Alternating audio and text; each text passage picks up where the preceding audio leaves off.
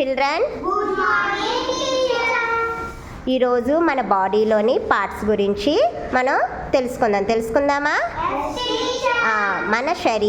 మన శరీరంలో ఉన్న భాగాలేంటో దీప్తి ఇప్పుడు మనకి చూపిస్తుంది.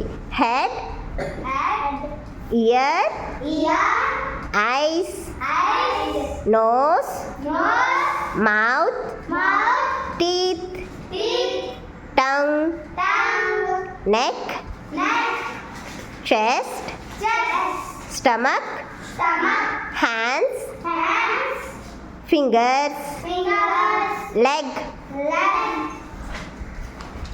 ఫుట్.